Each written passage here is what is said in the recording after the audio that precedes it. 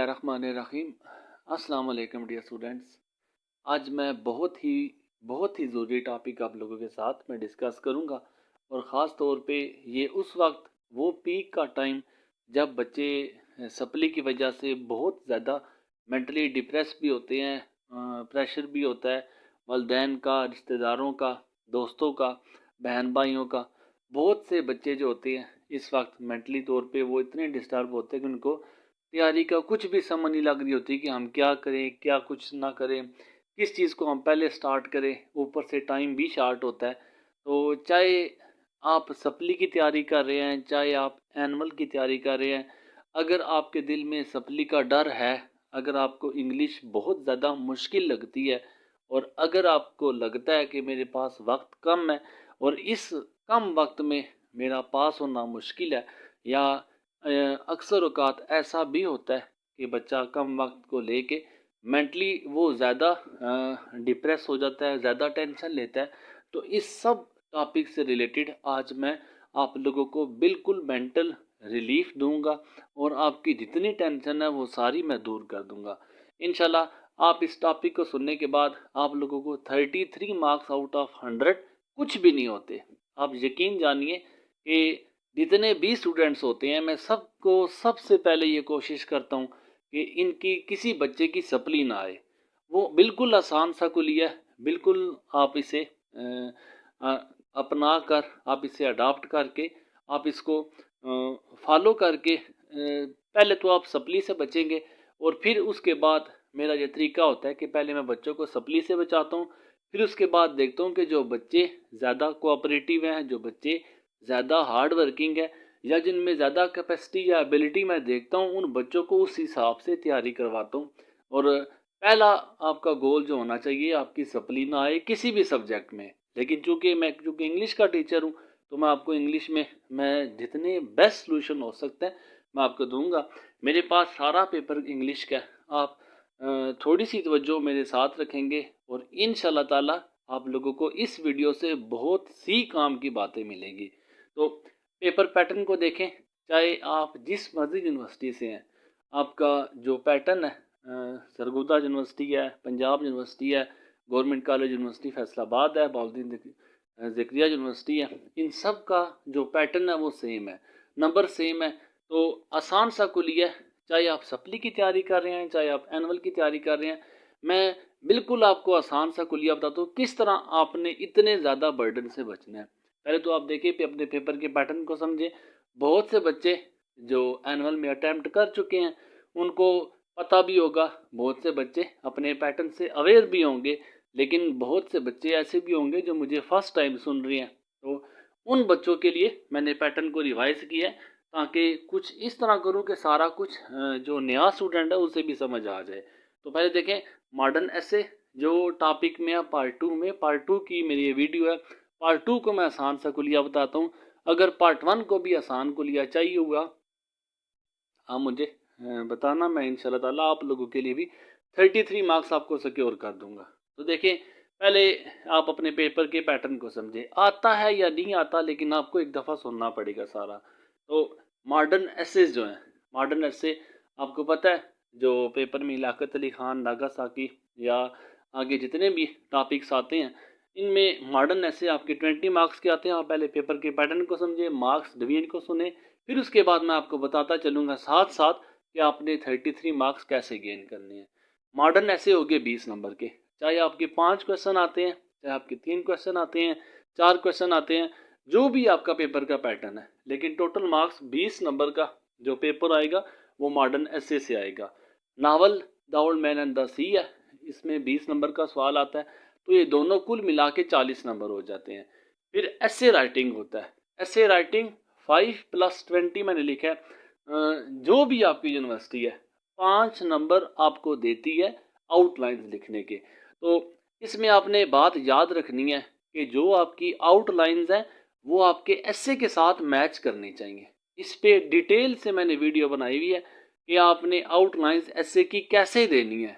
मैं एसेस भी जितने भी इम्पोर्टेंट ऐसे हैं जो बैचलर लेवल में रिपीट होते हैं और पास पेपर्स के ख़ास तौर पे जितने भी ऐसे रिपीट हो चुके हैं मैं स्टेप बाय स्टेप सबको अपलोड भी करता जा रहा हूँ और विद आउटलाइंस अपलोड किए हैं मैंने। आउटलाइन उनमें से देख सकते हैं। तो 5 नंबर मिलते हैं आपको आउटलाइन के, याद रखना 5 नंबर मिलते हैं, लेकिन आपको आउटलाइंस के 5 नंबर तब मिलेंगे जब आपका एसे आपकी आउटलाइन के साथ मैच करेगा।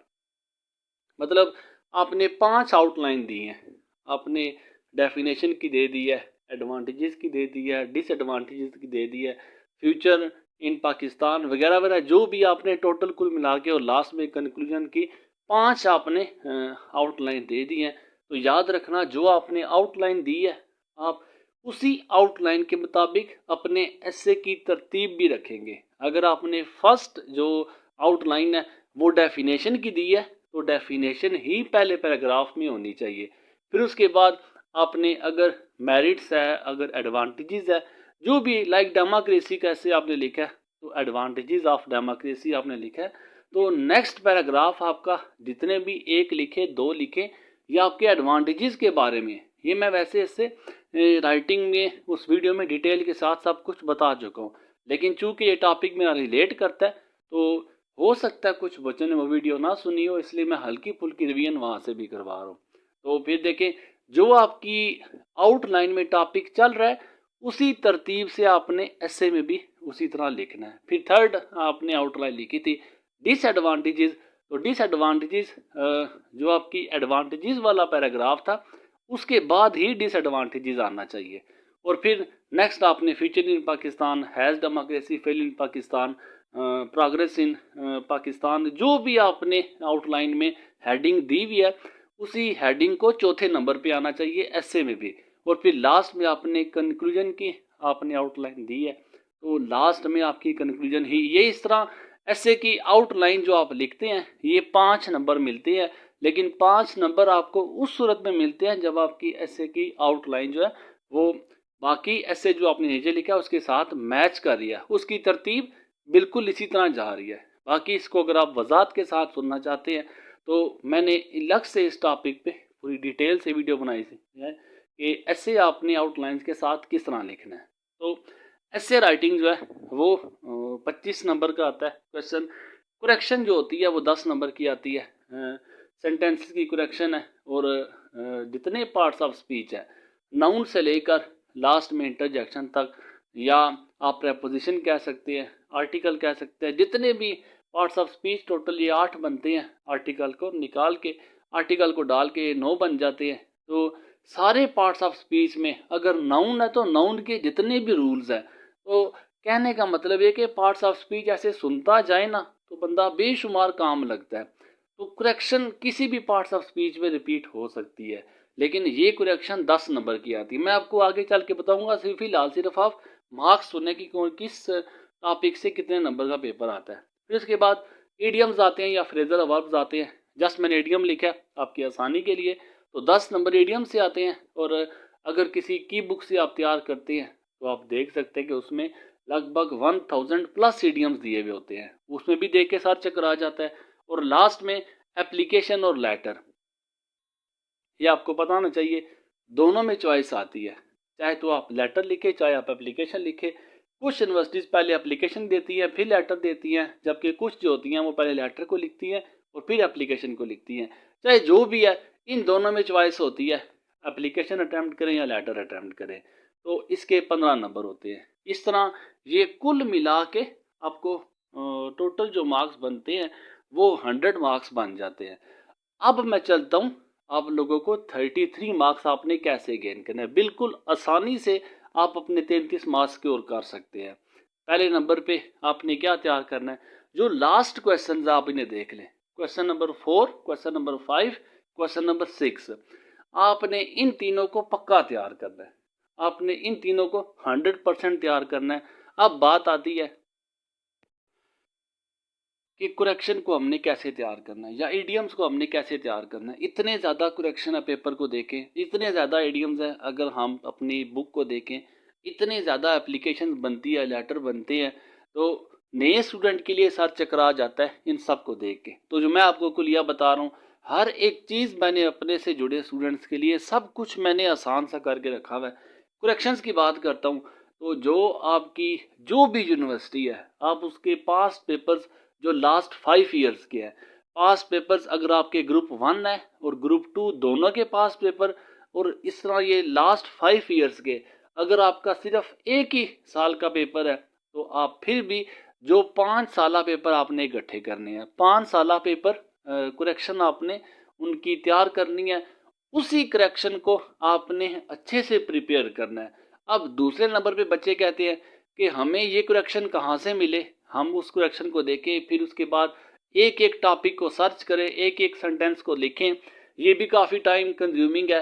तो मैंने आपको बताया कि मैं सब कुछ आपको आसान करके दूंगा। जहाँ तक बात करेक्शन की है, तो चाहे आपकी पंजाब यूनिवर्सिटी है, चाहे आपकी सरगोदा यूनिवर्सिटी है, चाहे आपकी गवर्नमेंट कॉलेज यूनिवर्सिटी फैसलाबाद है, मैंने इन सब यूनिवर्सिटीज़ की जो लास्ट पेपर्स हैं, लास्ट 5 ईयर्स के 2024 तक से पीछे 2019 से लेकर 2024 तक के जितने भी पेपर्स हैं, चाहे पार्ट 1 है, ग्रुप 1 है या ग्रुप 2 है, इन सब को मैंने सॉल्व करके ऊपर मैंने जो सेंटेंस 2019 में ये सेंटेंस रिपीट हुए हैं, साथ ही मैंने उनके आंसर भी लिखे हुए हैं। मतलब आपको सिर्फ इतना काम करना है कि पक्की पकाई जो खीर है आपने उसको सिर्फ खाना है। हर चीज़ मैंने आपको प्रोवाइड की है और मैंने हर एक बच्चे को बताया हुआ है। बेशुमार बच्चे मुझसे कांटेक्ट भी करते हैं और मैं उनको उसकी पीडीएफ भी शेयर करता हूँ। बाकी मैंने हर एक चीज़ चैनल पे अपलोड कर रखी है। पार्ट 1 का अलग से मैंने प्लेलिस्ट बनाई है, पार्ट 2 की मैंने अलग से प्लेलिस्ट बनाई है और हर एक चीज़ जो है मैंने वहाँ पे अपलोड की हुई है। अगर कोई शर्माता है, हेजिटेट फील करता है, तो आप चाहे तो चैनल से स्क्रीनशॉट भी ले सकते हैं, नहीं तो मैंने व्हाट्सएप पे व्हाट्सएप की बायो में मैंने अपना नंबर भी शेयर किया है व्हाट्सएप वाला, आप मुझसे पीडीएफ भी शेयर कर सकते हैं। मैं किसी किस्म की कोई फ़ी नहीं लेता, ये आपको मैं पहले भी बता चुका हूँ कितनी वीडियो में।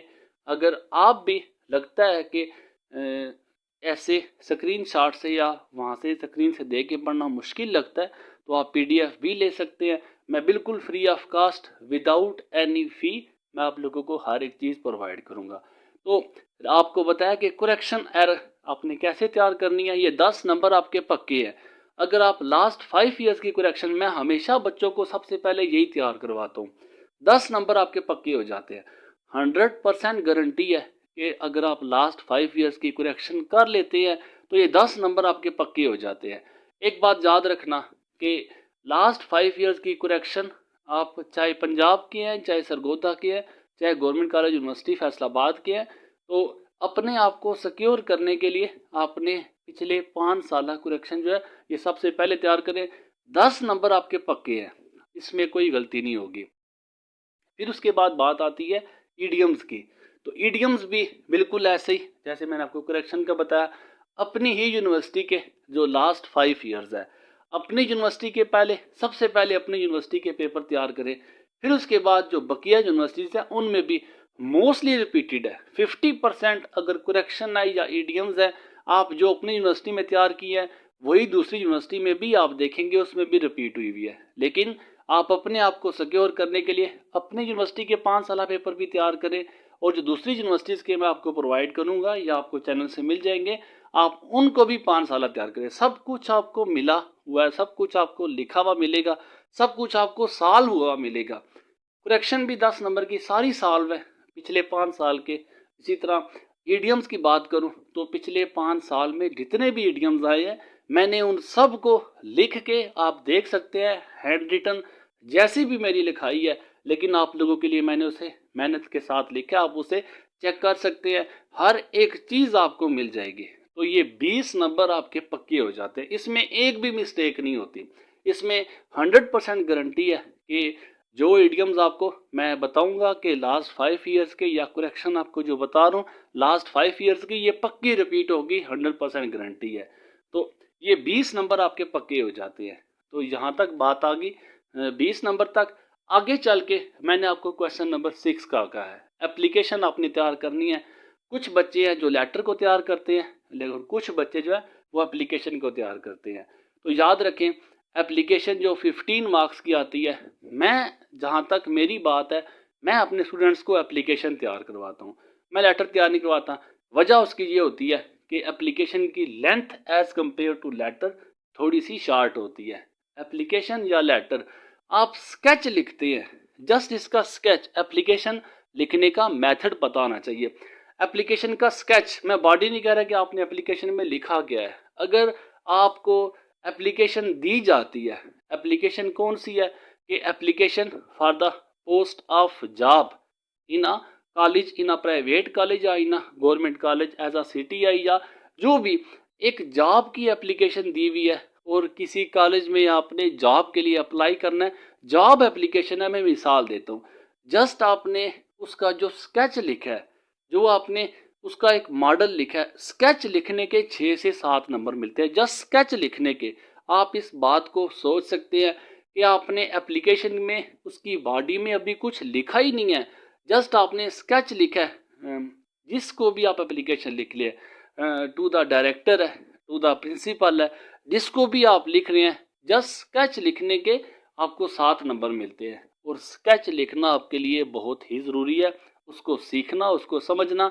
मैं इस वीडियो में स्केच नहीं समझा रहा, मैं जस्ट आपको बता रहा हूँ कि आपने 33 मार्क्स कैसे गेन करने हैं। क्योंकि मैंने आपसे प्रॉमिस किया कि हर एक चीज़ मैं आपको प्रोवाइड करूँगा, तो स्केच भी हर एक चीज़ मैंने इसी चैनल पे आपको बताया कि अपलोड की भी है। जॉब एप्लीकेशन बार बार पेपर में रिपीट होती है, जितनी भी यूनिवर्सिटीज़ उठा के दे रहे हैं उनके पास पेपर देख लें, 80 से 90% जो क्वेश्चन आता है वो जॉब एप्लीकेशन पे आता है।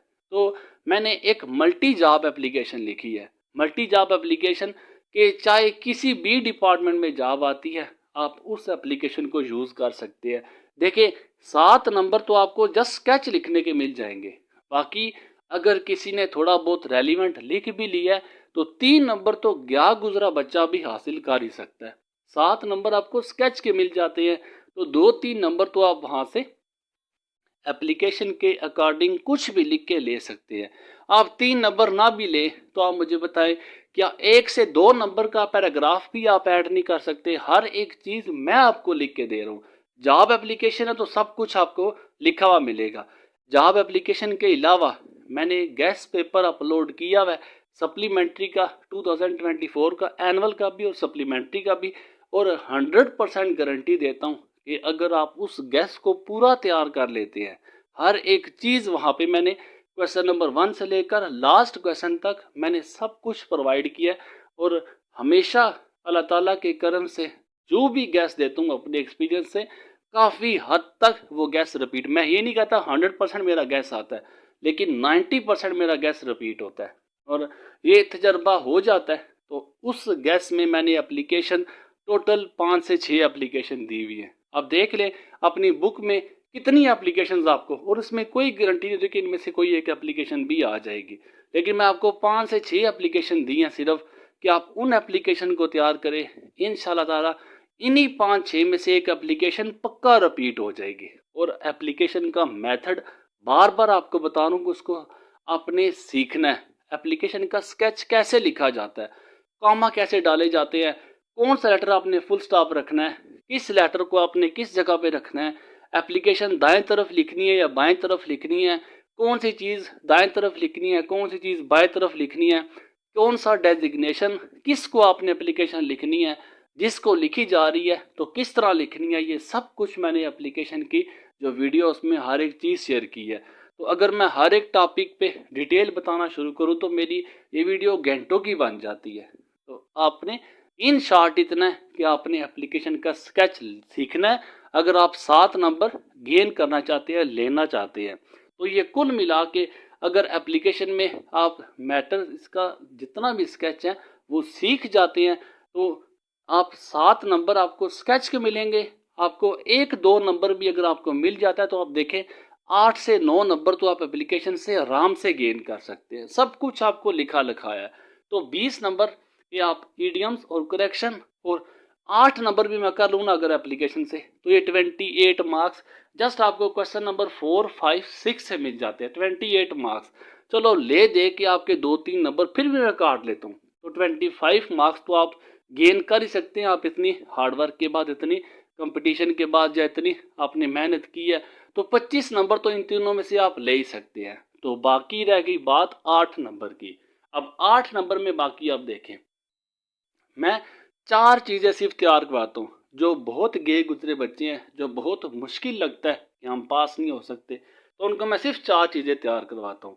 एक करेक्शन है, इडियम है, एप्लीकेशन है और फिर इसके बाद मैं नावल तैयार करवाता हूँ। अब नावल को मैंने क्यों चुना है? क्योंकि मैं नावल के क्वेश्चन सिर्फ और सिर्फ 6 से 7 बच्चों को तैयार करवाता हूँ। सिर्फ 6 से 7 क्वेश्चन है और बच्चे की कैपेबिलिटी के मुताबिक, उसके मेंटल लेवल के मुताबिक मैंने उनकी लेंथ कुछ इस अंदाज में एवरेज सी रखी हुई है। एवरेज सी से मुराद ये है कि ना मैंने इतनी ज़्यादा लेंथ दी है, ना मैंने इतनी ज़्यादा शार्ट दी है। और सबसे उसमें अच्छी चीज़ ये है कि मैंने अपने नोट्स में जो लिखे हैं उनमें मैंने कोट्स भी ऐड की है जो नावल के अंदर से है। 2-3 आपने कोट्स लिख दी, आपने क्वेश्चन का आंसर दिया और टू द पॉइंट आंसर दिया, तो यकीन जाने 20 में से आपके 13 से 14 नंबर कहीं भी नहीं जाते। और सिर्फ मैंने 6 से 7 क्वेश्चन दिए हुए हैं।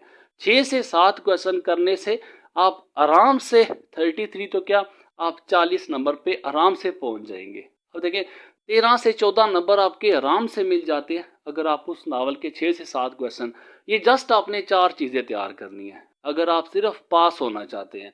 अगर मैं पास का मतलब ये कि जो बच्चा इन चारों चीज़ों को अच्छे से तैयार करेगा और अच्छे से अटेम्प्ट करेगा, 40 से 45 मार्क्स उसके आते हैं। मैं अपने अक्सर बच्चों को ये चारों चीज़ें सबसे अच्छी तैयार करवाता हूँ और अक्सर बच्चे 45, 46, 47, 48 तक मार्क्स लेते हैं इन चारों चीज़ों को तैयार करके। अब उनके बाद बारी आती है वो बच्चे कि जो समझते हैं कि हम इन चारों चीज़ों को तैयार करने के बाद एक्स्ट्रा चीज़ें भी कर सकते हैं, हम एक्स्ट्रा मार्क्स भी ले सकते हैं, या उनमें इतनी कैपेबिलिटी होती है कि वो इससे आगे भी तैयार कर सकें। तो फिर उसके बाद मॉडर्न ऐसे की बारी आती है। गेस्ट में मैंने 7 से 8 मॉडर्न ऐसे दिए हुए और इसी तरह मैंने जो अपने नोट्स में कुछ इस तरह किया हुआ है कि मल्टी टॉपिक आंसर लिखे हुए हैं हर टॉपिक पे। आपको पता है 20 मॉडर्न ऐसे हैं, तो अगर एक बच्चा अगर एक ऐसे को तैयार करे तो उसमें लगभग 3 से 4 क्वेश्चन बनते हैं। तो इस तरह अगर आप 20 ऐसे देखते हैं तो अगर एवरेज निकाल के हर ऐसे के 3 क्वेश्चन भी बने तो आप इसे देख ले कि कम से कम ये क्वेश्चन 60 के राउंड अबाउट चले जाते हैं। तो क्यों 60 ऐसे बच्चा तैयार करे? 60 ऐसे में फिर भी वो इस बात पे उसको श्योरिटी नहीं होती कि चाहे कि क्वेश्चन रिपीट होंगे या नहीं होंगे। मैंने अपने नोट्स में बहुत से बच्चों को मैंने दिए हुए भी हैं, मैंने चैनल पे अपलोड भी किए हुए हैं। हर टॉपिक पे लियाकत अली खान है, नागासाकी है, डॉक्टर मैन ऑफ साइंस है, जितने भी एसेज है 20 ऐसे, उनमें जो मोस्ट इम्पोर्टेंट से मुराद ये है कि जो यूनिवर्सिटीज़ में बार बार जिन पे क्वेश्चन आता है वो मैंने गेस्ट पेपर में आपको बताए हुए हैं। 7 से 8 ऐसे बनते हैं और 7 से 8 ऐसे में जस्ट मैंने उनका मल्टीपल आंसर, हर एक का आंसर कुछ इस अंदाज में लिखा हुआ है कि चाहे इस ऐसे में से कोई भी क्वेश्चन आता है आप उसी आंसर को लिखेंगे। थीम पे आता है, उसकी समरी पे आता है, उसके करेक्टर पे आता है, उसके सिंबॉलिक ट्रीटमेंट पे आता है, एटमॉस्फेयर पे आता है, कोई भी क्वेश्चन आता है आप उस क्वेश्चन को मैंने इस अंदाज में लिखा हुआ है कि वो इंशाल्लाह ताला सारे क्वेश्चन को कवर कर लेगा। ये एसएस की बात है। तो जितनी आसानी आप लोगों को मैं दे सकता हूँ वो साथ साथ मैंने प्रोवाइड की हुई है। तो देखिए आप सिर्फ 4 चीज़ें करके आप पास हो सकते हैं, लेकिन उसके बाद अगर आप एक्स्ट्रा करते हैं तो इसमें एक्स्ट्रा आपकी जितने आप क्वेश्चन एक्स्ट्रा अटैम्प्ट करेंगे आप उतने ही अच्छे मार्क्स लेंगे। अब बच्चे अक्सर क्वेश्चन लिखते हैं, वो अटैम्प्ट करते हैं, उनको ये पता नहीं होता कि हम आया कि ठीक लिख रहे हैं या नहीं ठीक लिख।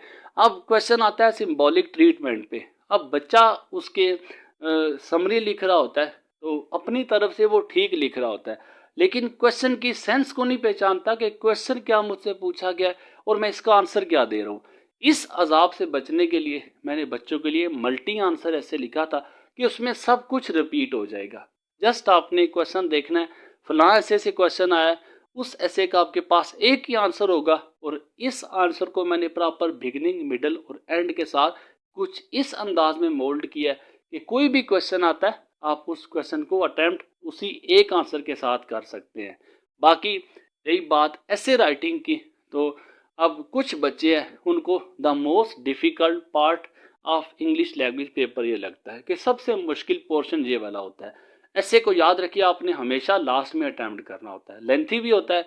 और ऐसे जितने भी मैंने गेस्ट पेपर में आपको बताया कि इस साल जो सप्लीमेंट्री एनुअल एग्ज़ाम में ऐसे पूछे जाएंगे, वो ये ऐसे आपके मैंने उनको भी 7 से 8 पॉइंट आउट किए हैं कि इंशाल्लाह ताला इनमें से ऐसे रिपीट हो जाएगा। उन ऐसे जो मैं आपको बताए हुए हैं उनको भी वक्तन फ़ौक्तन मैं हर एक जो टॉपिक है उसको मैं क्लियर करता जा रहा हूँ, अपलोड करता जा रहा हूँ। वो ऐसे आप लोगों को चैनल से मिल सकते हैं। अब एक बात आप याद रखना, 5 नंबर आपकी आउटलाइंस हैं। मैं जो ऐसे अपलोड कर रहा हूँ वो आउटलाइंस के साथ अपलोड कर रहा हूँ। तो जो आप देखें कि जो ऐसे आपको लगता है कि हमारे लिए लेंथी है, आप उस ऐसे को मेरे साथ डिस्कस करें, मैं आपको उससे शार्ट भी कर दूंगा। जो ऐसे जिसकी आउटलाइंस दी हुई है, आप जस्ट आउटलाइंस की हेडिंग तैयार करें, उसके सब पॉइंट्स को बेशक ना तैयार करें, जस्ट उसकी हेडिंग तैयार करें और उन्हीं हेडिंग के अकॉर्डिंग जो मैंने ऐसे लिखा है उस ऐसे को आप नीचे से, अगर मैंने 7 पैराग्राफ का लिखा है तो आप उसे 5 पैराग्राफ भी कर सकते हैं। आप अपनी मर्जी से शार्ट कर सकते हैं क्योंकि आपने आउटलाइन से 5 नंबर लेने हैं। 5 नंबर ये सिक्योर करें। ऐसे आपने अगर मैटर लेवल का भी लिख दिया, आप 8 क्लास का ऐसे भी लिख दिया, आपने 5 क्लास का ऐसे भी लिख दिया, आपने 1 पेज का लिखा, आपने 1.5 पेज का लिखा या आपने 2 पेजेस का लिखा, जितना भी ऐसे लिखा, लेकिन अगर उस ऐसे की आपने जो आउटलाइन लिखी है वो ऐसे के साथ मैच करती है तो आप लोगों को उसके कुछ ना कुछ मार्क्स लाजमी मिल जाते हैं। बाकी जो बच्चे पूरे ऐसे तैयार करेंगे, जितने ऐसे मैंने अपलोड किया है, आप उन ऐसे को पूरा तैयार करते हैं तो मैं उम्मीद करता हूँ कि उन बच्चों के कम से कम 70 मार्क्स ज़रूर आएंगे। अल्हम्दुलिल्लाह हर साल मेरे बच्चे 70 क्रॉस करते हैं। 65, 70, 66, 64 ये नॉर्मल मार्क्स है। और जितना बच्चा जितनी कोशिश करता है, जितनी मेहनत करता है, तो रब की ज़ात उसे उसी तरह नवाजती है। ये सब मालूमात थी जो मैं अपने से जुड़े स्टूडेंट्स के साथ शेयर करना चाहता था। और एक बात लास्ट में आप लोगों को मैं ज़रूर बता दूं, चाहे जितना मर्जी अच्छा पेपर आपको आता है, जो कुछ मर्जी आपने लिखा है, आपने अटेम्प्ट किया है, आप आना बड़ी बात नहीं होती। मैं हमेशा बच्चों से कहता हूँ, आपको याद कर लिया, मेहनत कर ली, आपने सब कुछ अच्छा तैयार कर लिया, लेकिन अगर आप उसे डिलीवर नहीं कर सकते, अगर आप उसे लिख नहीं सकते, अगर आपको लिखने का नहीं पता, तो आपका सारी मेहनत राय कहाँ जाती है। बहुत से बच्चे शिकायत करते हैं और कर भी रहे हैं, हमने पेपर बहुत अच्छा दिया था, हमें कभी भी सप्ली की उम्मीद नहीं थी, हम तो अच्छे मार्क्स की उम्मीद रख रहे थे, फिर पता नहीं ये हमारी सप्ली कैसे आ गई। तो इंग्लिश पेपर प्रेजेंटेशन पार्ट 2 के नाम से मैंने एक वीडियो अपलोड की हुई है। तो एक याद रखना, प्रेजेंटेशन का मतलब ये नहीं होता कि पेपर पे आपने बेल बूटे बनाने हैं या आपने अपनी लिखाई को अच्छा करना है। प्रेजेंटेशन का मतलब ये होता है कि आपको पेपर प्रेजेंट करने का पता होना चाहिए। प्रेजेंट का मतलब ये है आपने पेपर को पेश करना है, पेपर को क्वेश्चन कैसे लिखना है, कौन सी गलतियां आपने रिपीट नहीं करनी, किस क्वेश्चन को किस तरह अटेम्प्ट करना है और किस क्वेश्चन को आपने किस क्वेश्चन के साथ मिक्स नहीं करना, क्वेश्चन के बाद आपने लाइन कैसे लगानी है, क्वेश्चन अटेम्प्ट करने का मेथड आपको पता होना चाहिए, या आपने कौन कौन सी मिस्टेक्स पेपर में नहीं करनी। आप उस वीडियो को सुने, मैं हजार बारह बच्चों को मैं रिकमेंड कर चुका हूँ कि आप उस वीडियो को सुने। आप उस वीडियो को सुनने के बाद अगर आपने पेपर अटेम्प्ट किया है तो आपको खुद ब खुद अंदाज़ा हो जाएगा कि हमारी क्या गलतियाँ हुई हैं और हमने कौन सी गलतियाँ रिपीट की हैं। उस पेपर को सुनने के बाद मैं उम्मीद करूँगा कि आप लोग बहुत सी मिस्टेक से अवेयर हो जाएंगे और नेक्स्ट खुद भी बचेंगे और दूसरे को भी बताएंगे कि आपने पेपर कैसे लिखना है और कैसे इसको प्रेजेंट करना है। बाकी मेरी तरफ से आप सबको नेक तमन्नाएं, अल्लाह ताला आप सबको कामयाब करे। कोई कमी बेशी रह गई हो, कोई आपके माइंड में क्वेश्चन हो, कोई और हेल्प कर सकूं तो ज़रूर बताइए, जहाँ तक हो सकेगा इंशाल्लाह ताला आप लोगों के साथ हूँ। जज़ाकल्लाह। अल्लाह हाफिज़। अस्सलाम वालेकुम।